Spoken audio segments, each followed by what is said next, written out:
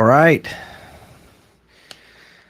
Welcome, welcome. It is September 11th, It is September 11th. 2025. And, there's an expression that goes something like this: some decades, nothing happens, and some weeks, I, decades happen. I don't know.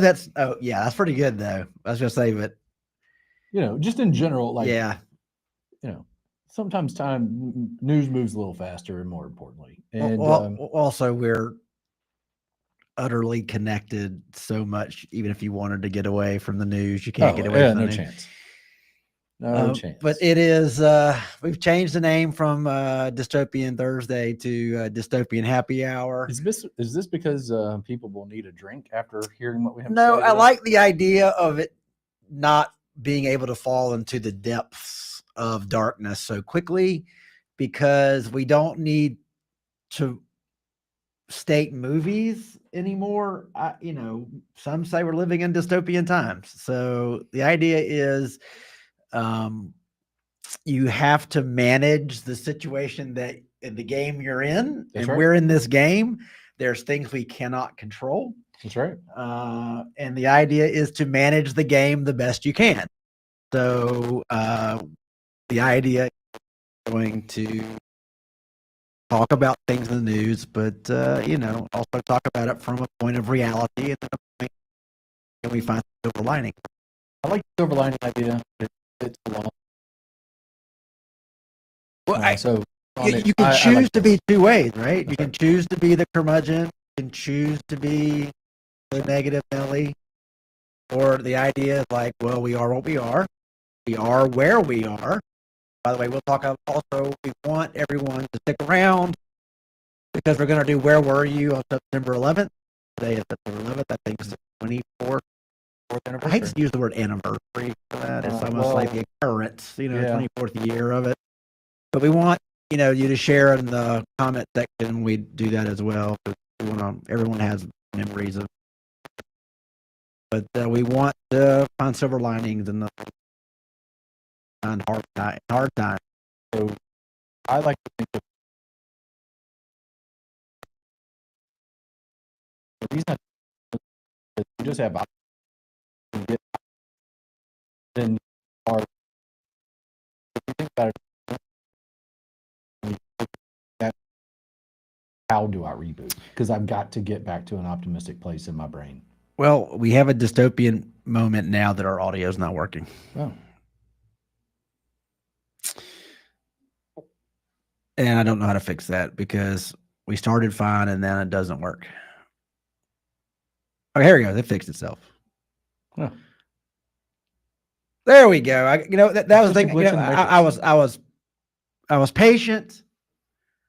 I let it play out the best I could. That's a lesson for myself right there. That's So right. there you go. Good. Well, let's get into the show in Dystopian Happy Hour. We What's will. We going will get on? in the show here. So it's AI tech news. AI tech news of the day. News of the day. So Scott sent me this. Sam Altman has not had a good night of sleep since launching ChatGPT, and it has to do with. This is a weird, crazy number, but I think this is just probably worldwide math. 15,000 people commit suicide every week, Yeah, and it's estimated that 10% of them had spoken with ChatGPT before doing so. but don't you think that would have happened anyway? You're Here's just my looking point. for an excuse. There's probably billions of people. Of that 15,000, Oh, I'm right. sure a larger percentage used Facebook, Use Facebook. used social media. What I'm saying is, or pushed them to that point. yeah. Well, Yeah, if 60% of the population uses ChatGPT, right. you're just doing math at this point. So Yeah. I sent you this to say, I don't know. It's a lot like water usage in AI. I have no perspective, so I don't know that this matters. Well, and But also, it is interesting that it matters to him. but That's where I was going. but he's one of those people where I think he's got a very weird obsession with Elon Musk, and he always tries to be in the news. Like he always tries to be in the news all the time. Well, he fancies himself as a different version of Elon. Oh, right. Um, So he's the kinder, gentler. he thinks Yeah. he thinks he's gonna usher in differences. Now, that being said, I don't know if you saw his interview with Tucker. Oh, this comes from the interview with Okay, Tucker Carlson, yeah. where they talk about the AI engineer that committed suicide. Oh no, I didn't hear that. Oh boy, it's real awkward. It's real because Tucker says he was murdered, and he goes, "These are you say it's a suicide." He goes, "But who murdered him?" Sam Altman. Oh, he accuses Sam Altman of arranging the hit. Yeah, that would be awkward. That would be awkward. Yes. Yeah. And Tucker's not scared to ask those questions. No, I mean, he looked uncomfortable asking. Like Tucker did not look like he was thrilled about it. Yeah. But he was like, "Gotta ask him." Yeah. And the response was awkward at best. No, he's an awkward guy. Awkward at best. But Elon retweeted it and said he murdered him. Oh, of course he did. Of course he did. Yeah. Oh, and we'll talk a little bit about more stuff like that coming pretty soon. About we can't ignore the fact, and for Charlie Kirk, I feel so bad for his family, but we'll get into that a little in a few minutes. Apple had their big day, and usually it's a very big deal. We looked at what they introduced. They barely talked AI at all. And all I saw was they had a slimmer phone. I don't care who asked you for a slimmer phone. And also it showed the side. So it showed the side of the phone. Yeah. And it's super thin. Don't get me wrong. Sure. But the camera sticks out. Yeah. And somebody wrote, Steve Jobs is spinning in its grave because the design is so bad. Because now you're putting the phone down on the lens of a phone. Are you freaking crazy? Yeah, that's pretty nuts. Yeah. Well, the only thing I noticed from the Apple reveal was Tim Cook showing off his Auburn colors. The three phones they y'all finally were silver, orange, and blue. You finally get some winning, and all of a sudden Tim Cook's a big fan. Yeah. Oh, great. Right. But I thought it was interesting again that this idea that contrast last year's iPhone event, AI was mentioned 182 times probably, and this one they barely even mentioned it. So again, they're stuck in the hinterland. They're going to have to buy a company. They're just trying to figure out what it is. They got plenty of cash. They'll be fine. This is interesting, incredibly. Okay, so this is the Wizard of Oz of the Sphere. Yep. Executives could make over 100 million within the year. Yep. Okay, this is a movie made in the 30s, people. So 90% of the film has been touched up with AI, meaning that they made it for the sphere, though. That's right. But also the colors, and they had to make up, AI had to make up things from the periphery to make it work in the sphere. Is that right? Yeah. It also has haptic sensing. So like when haptic sensing. So when the tornado happens, the entire sphere is filled with wind that's swinging stuff around you. I know the chairs move and stuff. So it's not a movie. It is an experience of a movie. That's cool. Well, again, why $100? But $200 a ticket in in Vegas is nothing. As nothing. People would pay $200 a ticket. Well, and by the way, that's the average. Right, and it's Vegas. 109 was the lowest. 395 was the highest, and that was like a VIP thing, and also rooms at the Venetian. I think is what it is. So my point there. But what a crazy thing about buying intellectual property. Yeah. Look, this movie is almost 100 years old, and it's going to be one of the top grossing films of the year in one theater. So the interesting thing, one experience. When you talk about IP in that regard, it's 100 years. And so most of our interesting IP was created in the last 100 years. So every year, new things are going to be publicly available. Right. Like Steamboat Willie was available this year. And because it's the 101st year, 100 year in one day. And Disney was the one that got it extended from 50 years. Right. So, yeah. So there'll be more interesting things. I think I saw Betty Boop is coming into reuse and whatever was around in 1925. But that'll get interesting over the next 10 years. Yeah, what you can use in the public domain. Yeah. Okay, so here's another story here. This is pretty interesting. I don't know how you say that. Zoox, Zoox. Zoox. It just rolled out in Las Vegas. It's free for right now because it's learning. This has no steering wheel, no pedals. The seats are 2 rows facing each other. And so it looks way different than the other cars that you've seen, Waymo and Robotaxi. Let's see here. Can prowl the casino circuit for 16 hours on a single charge. 18 cameras, 10 radars. What's a LiDAR? LiDAR is a light. It's a laser sensor. 8 microphones and 4 thermal senses for creating 360-degree sensory bubble. Thanks to Amazon Deep Pocket, the rods are free, at least while the company scales up. So again, they're testing here. Yeah. So again, they're look, are you going to bet against Bezos? I'm not. I'm not saying he's going to win, but it's Amazon. They got money. They'll be fine. Okay. This is pretty cool. Hayward factory ready to pump out 10,000 vehicles annually, and Amazon is betting the custom design beats adaptation. So maybe, and look, yeah, pretty cool. I would give it a whirl. I'm going to be in Vegas pretty soon, next couple of weeks, and if I see one, I'll take a free ride and I'll give you a report. Yeah, absolutely, you should. This is the semi trucks. So Kodiak Robotics is delivering the first autonomous trucks, factory built. It's first. Sorry. Atlas Energy Solutions. I think they're in Texas, actually.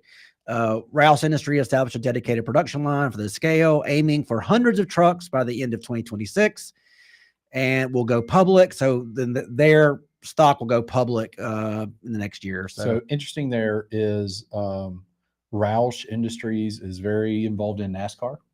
They're a NASCAR. Oh, really? They have a NASCAR team. Roush. Yeah, I know the name. Yeah. I can see the logo now. And the interesting thing here is what we know autonomous 18-wheelers can do their job. Tesla's semi does what it does. The question will be, what do regulators require? Do you have to have a human in the cab just in case? Do you have to have a steering wheel just in case? Well, and that's the reason why I said Texas, because Texas has already dealt with this legislation, and they've gone ahead and said it's autonomous. Like, you don't have to have somebody in the cab on. But as I was saying, this thing, I don't think these actually have any wheels. They have no steering wheels either. Okay, they have a cab, because you saw the cab. Yeah. But they didn't have the steering wheel at all. The interesting thing about Texas doing that, I guess you could drive it from an iPad, though, if you think about it. I'm sure you could control it remotely if you wanted to. Well, I mean, I'm just saying, like, even if that's a personal, you could easily create some dashboard to create like a video game. But the interesting thing there with Texas is there's so much commerce that happens inside the state. They don't have to wait on interstate commerce. They don't have to wait on what Louisiana does or what New Mexico does. They can be their own country in a heartbeat, and it'd be a very rich country. Very rich country. So you may not be able to do overhaul runs from Dallas to Chicago yet, but you could definitely go from Dallas to Austin, Houston to Lubbock. I mean, there's a lot that you can do in there. All right. Well, that's, again, I'm a big fan of that, because I love the idea of, I mean, how many years have we been hearing? We heard this pre-COVID. We have 100,000 amount of truck drivers we need in this country that we can't fill. What I love about this is we still have humans going to have these jobs, because it's going to take a while to ramp up these trucks. And you got a lot of states, like you said, let's just say 20 states out of 30 are going to have transportation issues with somebody has to be in the cab, somebody doesn't have to be in the cab. So trucking will still have human jobs, but will be replaced and then collaborated with these autonomous ones. And look, I am not any more scared of a robot truck than I am a truck driver who's driven too long with no sleeping on benzene drink. So how about this? I'm not saying they all do that. I'm just saying, like, it doesn't have to be all of them. Yeah, no, 2%, dangerous as hell. Yeah. Well, here's the answer. The latest figures from 2024 show that there were over 5,000 deaths from related to 18-wheelers. Again, you have those lawyers, it's that the ads now are, have you been injured by a big truck? And I guess that's their, I mean, again, it's a different way of looking. They have so many more things they have to do, like checklist, and before they leave, they have to, it's not like a residential driving thing. I mean, well, it's not with the truck driver either. And also there's money there, because it's a company. Well, and they've got to follow federal guidelines, the state guidelines, DOT guidelines. But the interesting thing is, if you take the perspective that people do and say, if it just saves one life. Right? You know how people say that? Of course. Well, there's a lot of decisions we can make if it just saved one life. Yeah. But by the way, you couldn't do anything if that was no innovation would ever happen if that was the standard. Let's talk about over 10 years. Over 10 years, just one decade, you would have saved more lives than fit in Ladd Stadium. 50,000, yeah. For 5,000. Okay, gotcha. Yeah. And Ladd holds. Wait, Ladd still puts people in it? A couple. Who plays it? It's the high school team. Murphy still plays. Murphy plays. The county bought the stadium. Yeah, I know. Just so Murphy would have a place. I hope they got a deal. No, they did not. Of course, because they got a deal, but you got to upkeep it. Right, I mean, right, that's the right, right. problem. Give to you $1, but it'll cost you $1 million a year to fix all the cracks. And, Exactly. Yeah. And the city didn't have to demolish it and pay We $5 million can't. to Well, the demolish state it. of Alabama, you can't demolish it because it's got a civil war or war. It follows under. You put a name on here with that statue. Yeah. Law they made. They Yeah. can't tear it down because the way the law is written about these statues. Well, of course you can. Well, you can change the law. No, you just pay the fine. Yeah, that's true. That's true. I mean, if the fine is $10,000 and it's a $5 million project, yeah, you're right. You just pay the fine. Right, you got you. All right, so this is not really AI, but Shanghai has these. Interesting. Yeah, Scott sent me this.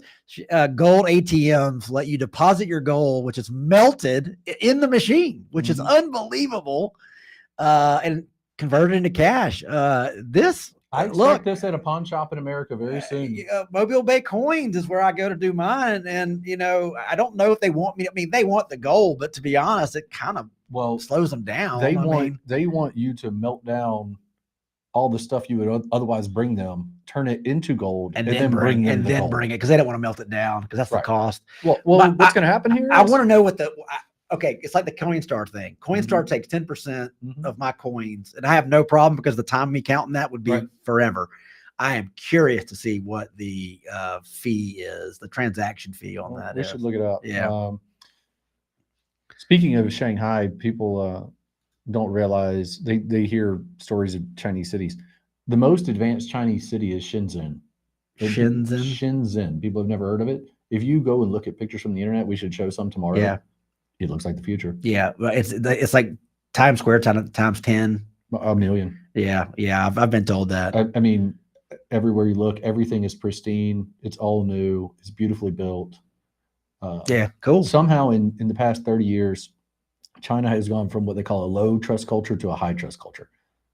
And what that means is if I left something valuable on a park bench, it'd still be there. How long would it be there? Yeah. That's the difference. Well, again, the punishment's so crazy for if they assume you stole it, it's not worth it for you to take it too, right? Also, they are different culturally. Like but they weren't that way 30 years ago. Oh, okay. So they have done there's been an altering of their they have done something culture to their culture in the past 30 years. What maybe is that? I don't know enough. Is it that social credit score? Maybe. Probably. Yeah. Yeah. If you get, hello Palantir. Yeah. Well, all right. So we'll get into Charlie. Yeah. Hello Palantir. Palantir's going to play a role in that. This one I thought you sent this because we have talked about this, like with FanDuel. Yeah. And all how cheating would be so freaking easy. So I had to read this a couple of times to figure out what this was. So it's 3 basketball players at 2 different colleges are making bets for each other so they don't get caught. That's right. And then they got caught, obviously. Based on how the other person will perform. Right. Based on the person, not the team. Right. Which means the easiest one is like missing your first shot or something. Yeah, Come on. How easy is shooting that? Percentage. Yeah. Turnovers are real easy. Yeah. Because it's normally a low number like 2.8. So you normally make 2 turnovers. And then come the second half, you're like, I'm only 1 turnover. Okay, as a result of Robinson's underperformance, a $15,950 payout was redistributed among those who had bet. Yeah, that's only because that's how much cash they had. That is not chump change. That's not $200. They probably put down $2,000 or $3,000 to get 16. I see. So if they'd have had 30, it'd have been more. It would have been more. God. Does it say how they got caught? Did the algorithm catch them? I have not seen yet. I would guess somebody narked on them. Yeah. Always. I guarantee you there's a bounty for that. Yeah. You'll get 10-20% of that will be get back. Well, or just jealousy. I want playing time. The guy, the guy ahead of me is betting on games. The guy on the bench is like, that son of a gun. He don't deserve it. Hey, look at him betting on himself. Yeah. Jerk. Yeah. I heard you talking about this in the locker room. Wow. All right. So we have to go to the unfortunate conversation. So we're going to go on my feed here. What's on Johnny's feed? And let me go up here and put this in. Oops. Let's see. Let me go back to my camera. Sorry, guys. It takes me a while. That's the only thing I don't like about this system. Bookmarks. Here we go. All right. Media. All right. So terrible day yesterday on for I would say America in general. So here's the shot. top of a roof, across another building, or looks like no, that's the quad. Yeah. Across, and then also Charlie Kirk was under a tent too. Mm-hmm. So wow, that is not. That's a pretty good shooter. That doesn't feel like to me like some loon guy with a, like, I don't know, man. It seems like it. And then the way that person got out so quickly, yeah, it seems like it was I mean, what do you think it felt like a professional hit, especially with the two people that were like, that caused it, like the police arrested two people? And I don't think we should make any assumptions. hold on, we can make assumptions, but we don't know the real story. Arresting two random people in the crowd is not surprising to me because the crowd probably pointed at crazy people and said, this person's been yelling crazy stuff acting for an weird. hour. Yeah. One dude had a BB gun, which was super weird. But hold on, but when you're crazy, you carry weird things. Of course you do. Yeah. Like, so the reason I mean, if it was an organized thing, right? I wouldn't call it. Yeah, I guess you could call it a professional hit. I don't think they would aim for the neck, which has such a small margin of error. Well, again, this is only 140 yards. I mean, this is not like snipers in the military hit people from 2 miles away. Yeah. So, by the way, they have pictures of the dude. Well, of the person they think is the dude. So here's my theory on this. Yeah. Palantir already knows who he is. They're just looking for the public's help to find out where he is. You don't think Palantir, because they don't want to give up how quickly it takes for them to find you. They don't want to say in 30 seconds we knew who the guy was. Or is this guy a decoy? I mean, I just don't think it's that organized. I think this is a person who was mentally disturbed and probably a suicidal type person that thought, I don't care if I get caught or not. Going out in a blaze of glory, huh? Yeah. I mean, people are crazy. Like, I think it's silly that we say the right did this or the left did that. No, people do things. Well, crazy people do crazy things. Yeah. Some conservative crazy people do crazy things. Of course. Some liberal people do crazy things. Well, again, no one group. I better be careful here.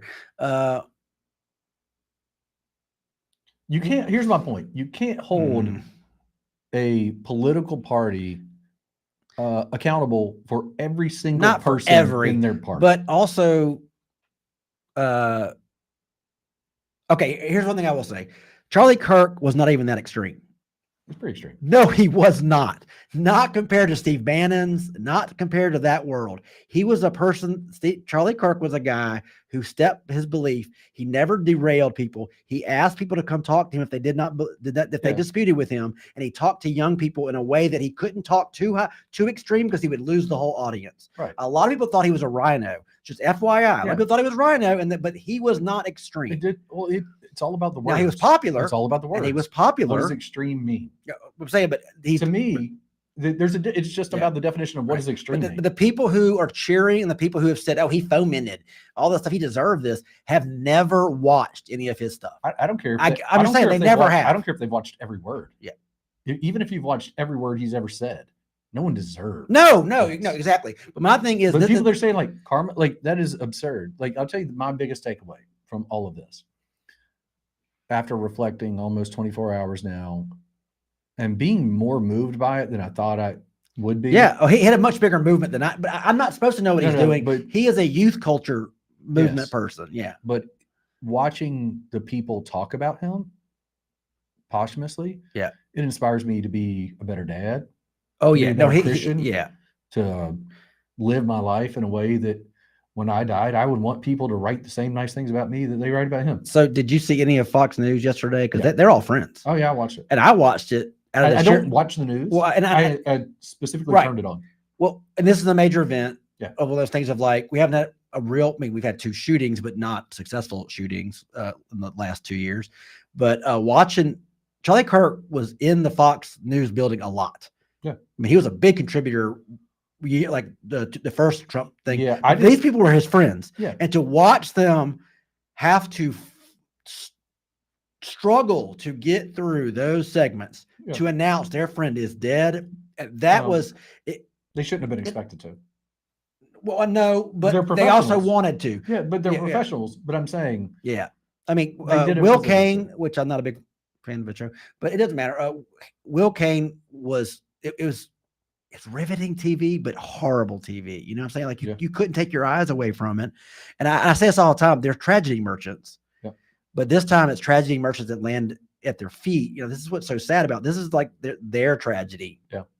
You know, but also I really wish they wouldn't interview witnesses at the. It's not helpful. It's not. No, it's not helpful at all. And they're looking, and this is the whole thing too, of like, you know, there's a producer somewhere going, as bad as this is, give me a good interview. You know what I'm saying? Like, listen, at the end of the day, boy, I don't know. I'm going to stop there.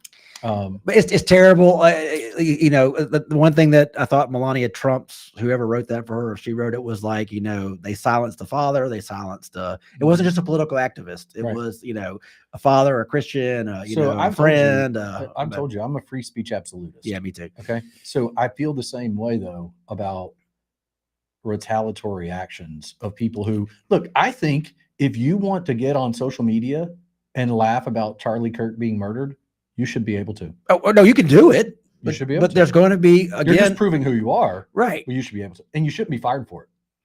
You can be fired if you're bad. You should not be fired for your political opinion. Okay, I will disagree with that because I have a small company, and my company is an advertising agency. Yeah. And my clients, for one reason or the other, will look at everything that anyone does in my company. Mm-hmm. And the reason when one of my employees, even on their own time, goes out and does that, I've got to deal with that. It takes me away from the business of my company. Yeah. You're gone. Yeah. No, you take me away from the business of my company for something you did in your personal life. Done. And that's I'm done with you. And you can run your company however you want. Yeah. Yeah. I'm telling you how I would run my company. Now, the odds that somebody that worked with me would say that are so slim. Well, and that's true too, because I already know that's the vetting. You know who they are. That's the vetting thing. I would say in the advertising world, the more graphic designer they are, the more liberal they would get. Let's just go to university professors.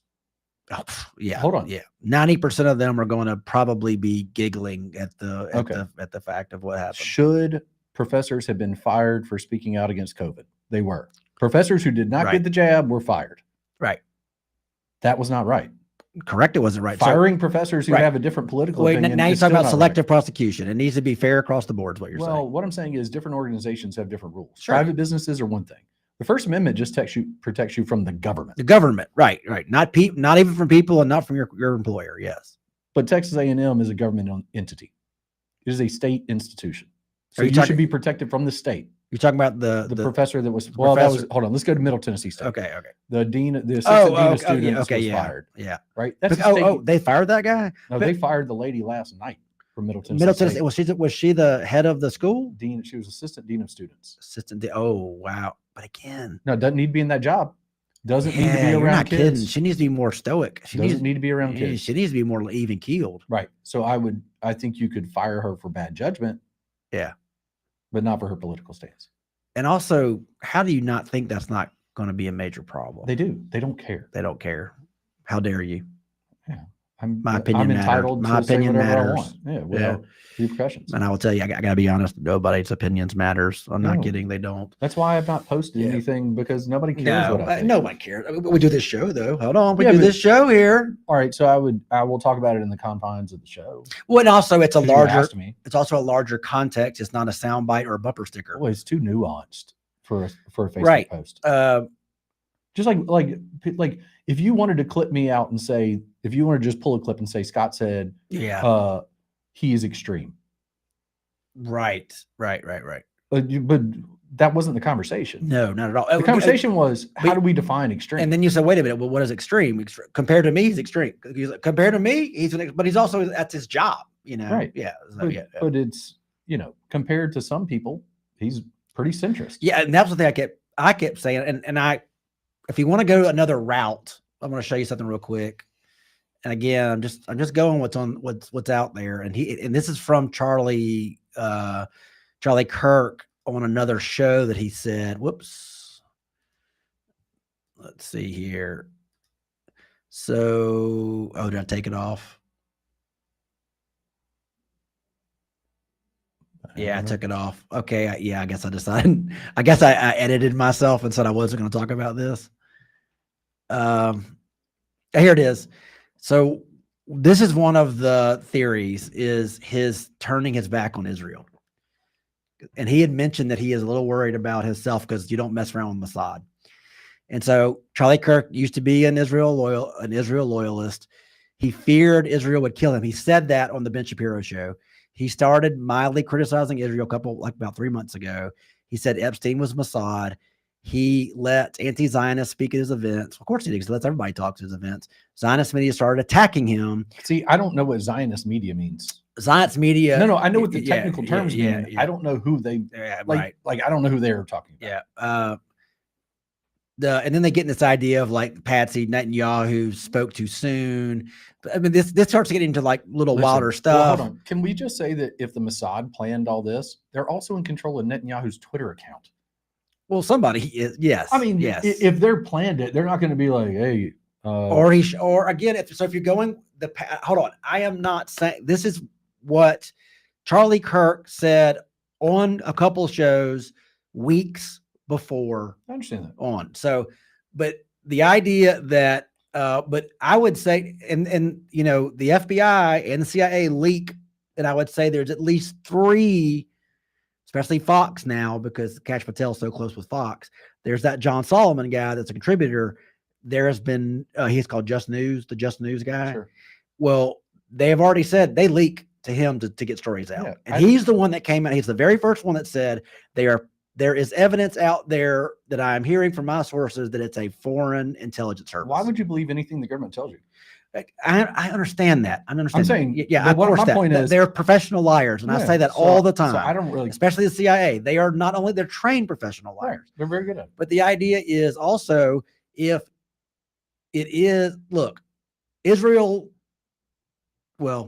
done. So let me ask you the Qatar thing was done without the things are being done without going to the U.S. and asking permission anymore. What's the government going to do about it? Nothing, because they're not going to.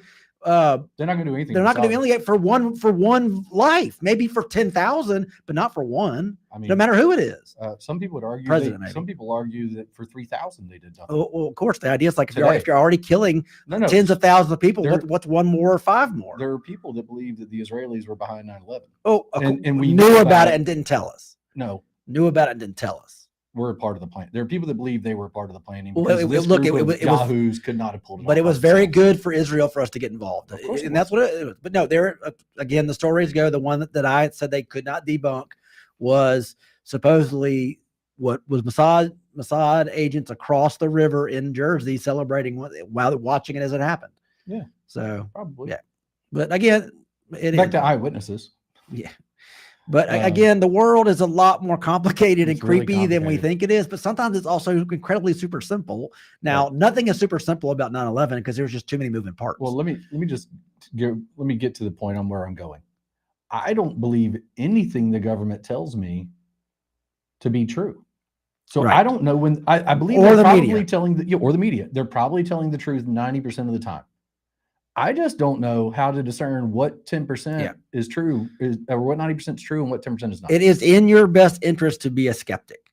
It is in your, by the way, with us, with anybody, with your favorite podcast, with your favorite news source, it is in your best interest to be a skeptic. And in all times, but especially in times like this, you should be wary of anything the fog of chaos. Any video that you see, any report that you hear. Yeah. Like, I don't know. Well, I just don't trust any of it. When Dan Bongino had a radio a podcast, he would have a thing called the Bongino rule, and it was 24. It was 5 things you did after a major story, a school shooting, a terrorist attack, and a lot of it was this idea of like, don't jump to conclusions, don't start doxing people, all this stuff. Give it 24 hours. You can still talk about what is known or what has been seen, but you do not put this idea of so-and-so did it, or it has to be this person, or let's dox this person. Because usually within 24 hours, it shakes out. Except for unless you're in Las Vegas and you have the shooting in Las Vegas, which we still don't know a damn thing about. So, which is that is one of the ones that if I could know something in the government, I would say, please tell me what the hell happened in Vegas. Yeah, it's absurd. Well, we lost all of our listeners, so obviously nobody wants to talk about this either. So let's move on. We move on. We did find some cool things on let's go look for some fun things on the feed. on my feed. Let's see here. Let's see. I did scroll down. Oh, real quick. this is pretty cool. Tourists around, let's talk about Vegas here. Tourists around the pool in Las Vegas watch a mushroom cloud from an atomic test 75 miles away, 1953. I wonder how many of these people developed, I don't know, prostate cancer, pancreatic cancer. Look at the day. Look at it right there. There's the mushroom cloud right there. Probably depends on which way the wind's blowing. Wow. Where's that fallout going to land? And look how thin everybody is. That's one thing you will always notice. My goodness. You will always notice that before the invention of processed foods, people were thin. This guy looks like an Olympic. One of these guys looks like an Olympic swimmer right here. Look at this back muscles. You know why? He probably had to work doing manual labor. Yeah. Oh yeah. Yeah, that's interesting. You want to talk about the telekinesis thing? Yeah, we can. Oh, this is pretty cool. Let's go ahead and look at. Let's see here. Okay, this is of course you can. MIT scientists created psychopath AI by feeding it violent content from Reddit. Of course, that's why I was shocked when I read all these companies that were using Reddit to teach their LLMs. They just want data. They don't care where. And I'm like, that is the scariest place on the planet. Reddit. I'm off of Reddit because it's I feel like a guppy in a barracuda pond. That's why you can't trust any of these Yahoos either. Yeah. I mean, look, the human condition is brokenness. Humans are training AI. Good people will train good AIs. Bad people will train bad AIs. And AI is just an unfiltered cesspool. Doesn't care. I mean, like, again, that's like saying to me, you'd use 4chan to teach LLM. I think they trained them on everything they could get their hands on. Oh my gosh. I mean, 4chan was talk about for the lulz. I mean, it's like they were just doing things to literally, again, people not understanding how trolling works. Well, my point, does AI understand the context of sarcasm? No, again, that's a good question. Does AI understand sarcasm? It can write it. Sure. It can create it, but the idea, does it understand sarcasm? Doesn't know it when it's reading it. By the way, social media in general can't understand sarcasm. Well, humans. It does. And, you know, that's another thing too. It takes a higher level of processing to understand. Mama Gwen says she's still here. Thanks. Thanks, Mom. Yeah.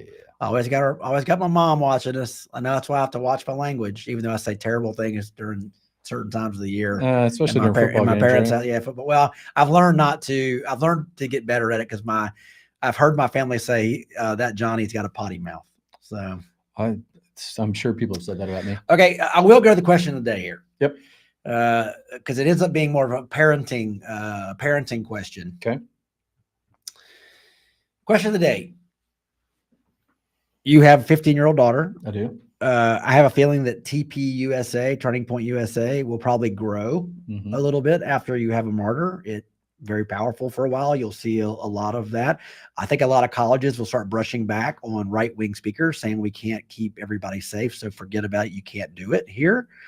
My question is, if your daughter went to a college and wanted to get involved and be outwardly like doing things with with Turning Point USA, would you try to talk her out of it because it would be a little too dangerous? Not a bit.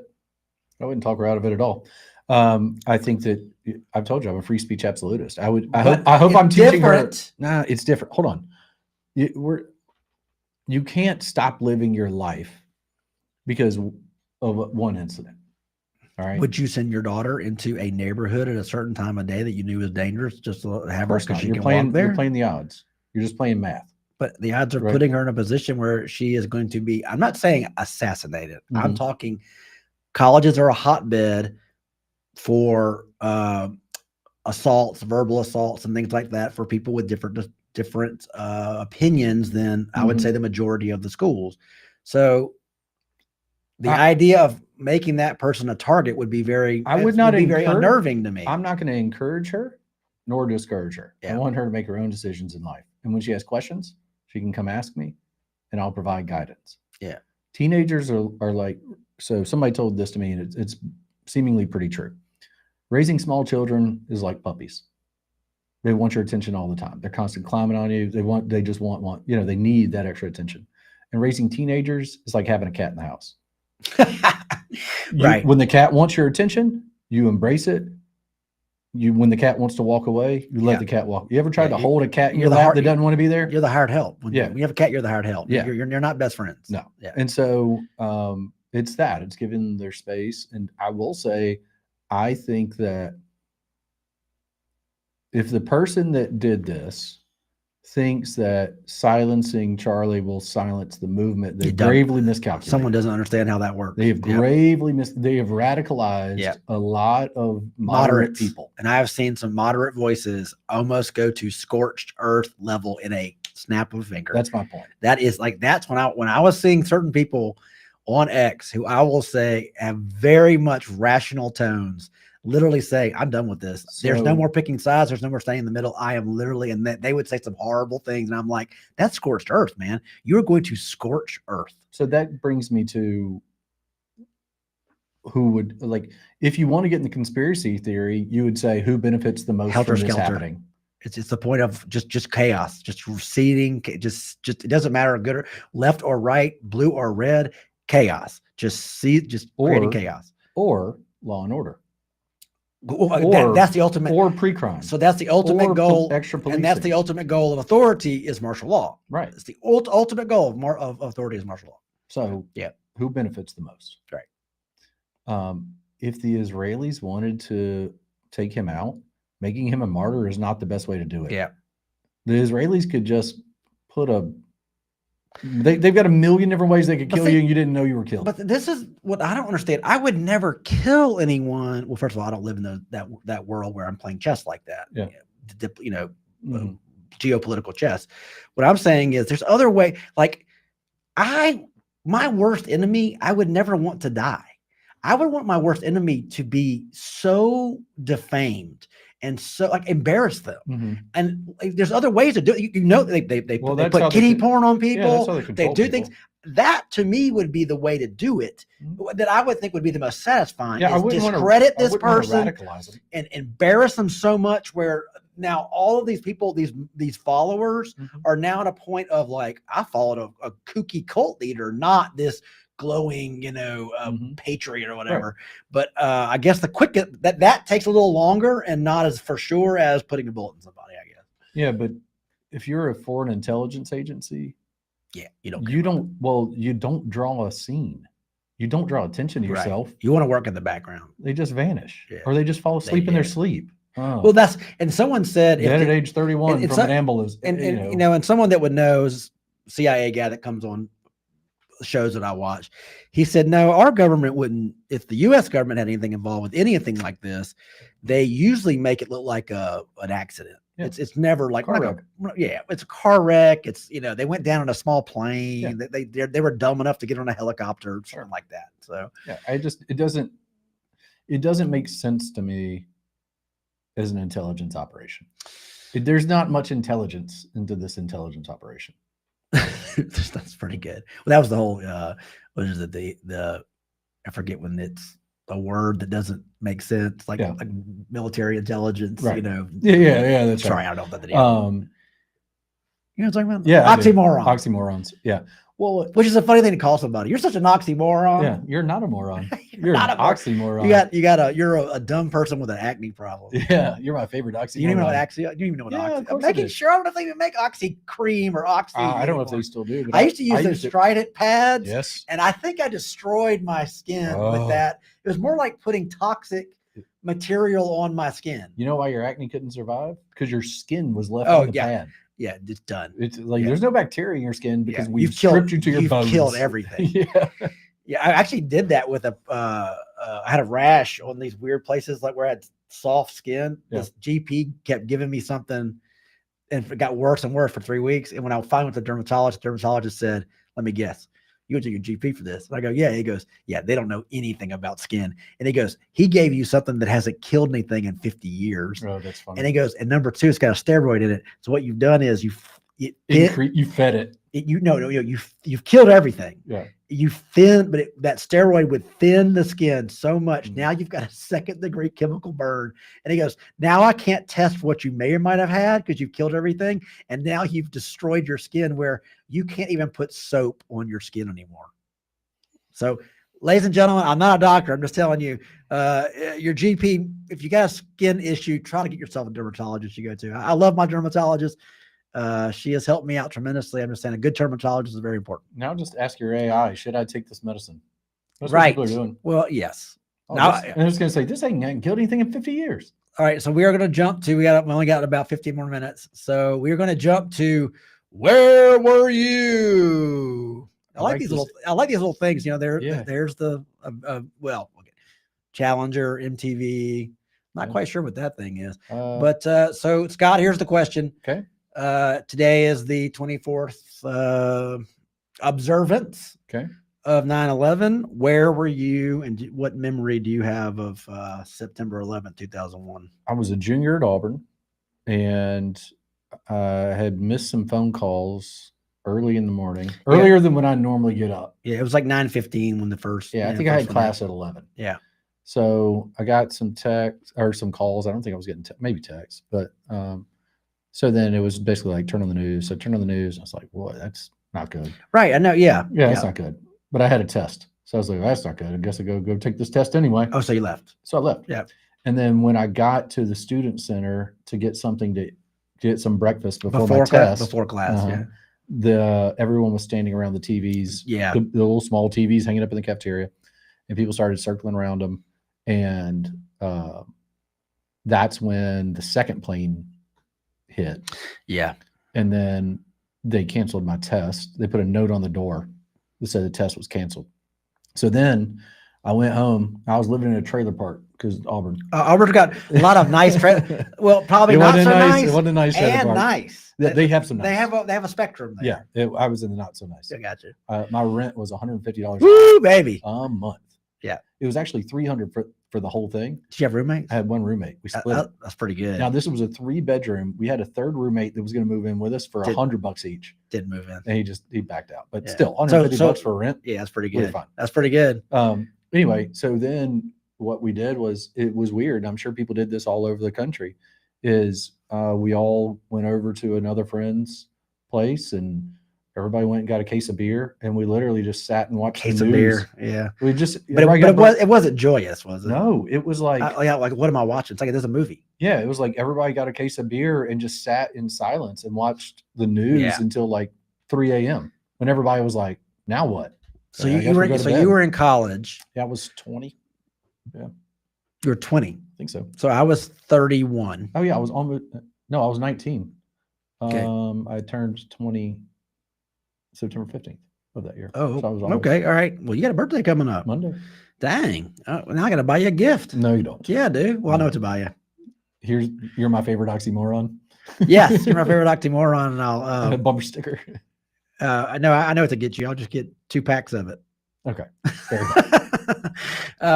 So I was in San Diego working as an art director at a place called Zeno Thompson, and San Diego. I lived in this beautiful part of San Diego called Little Italy.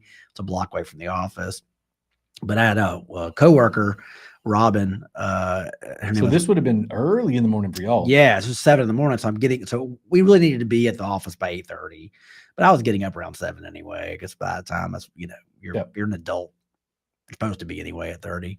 So I was up, and Robin, my friend, we were TV buddies. We stayed up late watching TV. We'd call each other on a landline, by the way. Yeah.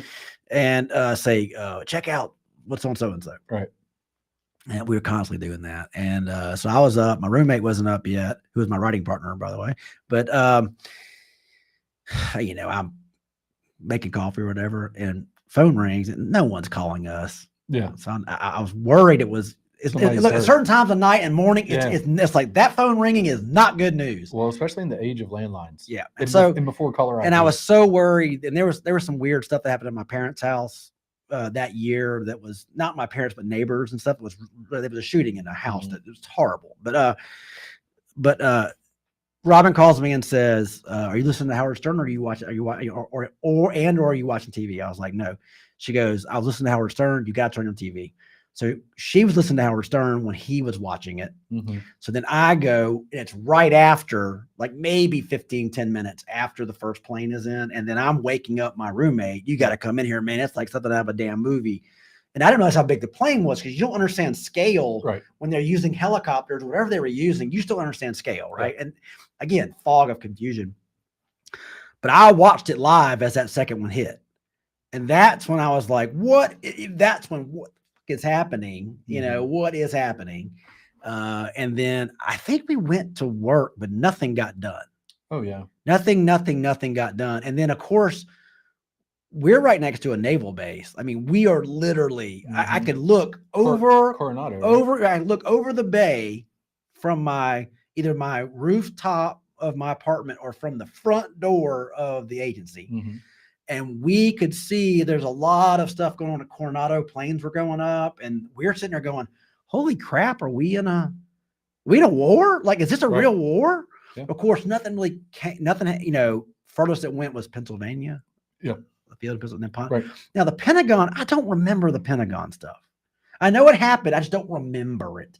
I guess it's not as dramatic as buildings falling in on themselves, but that's where I was. And then, like I said, we watched it. I think we all went home early that day because nothing was getting done. You might as well just go home and watch it from home. Yeah. And then what was so crazy is once they closed the skies down, San Diego airport is here. Mm-hmm. The city is on a weird bluff, and it's kind of stacked. So we were used to the planes. You got used to it. Yeah. And those 4 or 5 days when no planes were going was the eeriest thing, because it was just dead silent all the time. Yeah. And that was the weirdest thing. That is weird. Especially when you get used to background noise that you didn't even realize was part of your experience. I will say, so I was, that next weekend, I don't even remember what day September 11th was. I think it was a Tuesday. I think it was a Tuesday too. So by the time the Wednesday came, I'd gotten so used. So I was sitting on our apartment kind of deck that looked over, and drinking and whatever, you know, just hanging out, just getting suntan, whatever. And a military plane, I could kind of hear it, but it wasn't over the airport. It was a little to the left, right over my apartment. And it was, I could read the call signs. Yeah. That freaked me out, because I was like, it sounds weird. And why is there a plane coming? Yeah. And it went over my heart rate was up to like 150 beats per, it was so. Well, if you remember, I mean, everything was a potential target. Everything that day. Soft targets, man. That week. I mean, that's all we talked about. We canceled sporting events, and we when we canceled everything for a couple of weeks. Yeah, Alabama was supposed to play USM that weekend, and it was a Mike Shula year, so you know. Auburn played the first college football game after 9/11. That's right. In Syracuse, New York. Was it a night game? It was a night game. It's a night Syracuse, game. New York. And I do remember. And look, George Bush is half the reason why I am not and never will be a Republican. Him and Dick Cheney and Rumsfeld. But I was actually pretty patriotic when he threw that pitch out. Well, can I just posit something to you? Yeah. Everyone that's a fan of their favorite president, normally 20 years later, goes, "Oof, don't agree with all that stuff I thought was right." He was horrible. But I mean, we're seeing the same thing. You know what I mean? Like, you see it with every president, horrible. Like, because you just don't have all the information. You don't have all the information at Nixon, one time. Well hated when he was alive, got love after his death. By who? Well, but are you kidding me? They forget. That's what happens when someone dies. It's like you can have a terrible parent or a terrible girlfriend or whatever, and all of a sudden they die. You forget all the crap they did to you, and you kind of feel like, oh, they weren't so bad. Sure. Oh, they were okay. And then you're like, no. That person still had some crappy things they did. Yeah, but haven't we all? Oh, cool. Oh, I'm not saying. I'm also not a U.S. president. I'm not running for president anytime in my life. So real quick, we didn't get anybody saying where you were for 9/11. That's okay. You know, we're coming up on our second to last show of this season. So we are learning that if you like it or not, we're still going to do shows. Mm-hmm. So one of the things I like to do for dystopian happy hour is I will show you some of my favorite dystopian films. Let's do it. Dark City is a beautiful, strange, and So, wonderful I've never seen dystopian this, film. but I like Kiefer Sutherland and Jennifer Yeah, Connelly, so I think I'd probably like It is really good. It's beautiful. It's set in this very strange and dark world. It has to do with time Mhm. and how time moves the city. Okay. So it's also a reality movie, meaning a perception of reality gets Right. switched and flipped. But it's very smart. I think the script won awards for the Best screenplay. best screenplay. And then Gattaca, which is we're moving towards Gattaca, people. This is the whole thing about no one has babies the normal way anymore. They're all like clones, and you can Surrogates. You can determine the CRISPR, right? You can gene editing. You can edit that. That's why there's a DNA helix there. They can change the RNA and the DNA to have perfect children. And I love the name of when you. So Ethan Hawke's character was naturally born, and then Jude Law's character was a clone baby that had gotten an accident, and so his life's kind of over.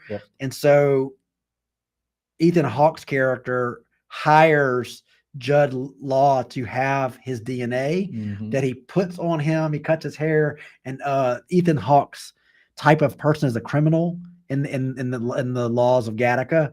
And they're called a ladder. No, Jude Law is called a ladder. I can climb up the ladder by using your DNA. Interesting. Yeah. You know that show we talked a little bit about, Alien Empire, the other day? We showed the big screen. I watched the first episode of that. Alien Earth. Yes. Yeah. Very similar. It's about synths. I couldn't get through the first 20 minutes. It was so boring. The first episode was slow. Yeah. Okay. It seems to have picked up. And also, I wasn't in the mood to watch terrifying alien predators. Well, you need to watch it. Like you've got. It's one of those. Not you need to watch it. Yeah, but you need to be able to pay attention. Yeah. It's not something that I would put on in the background while I worked on something. Look, I did watch Alien, the original 1979 Alien. That's a masterpiece. That is a flippin'. Not only is it Ridley Scott. That's Ridley Scott.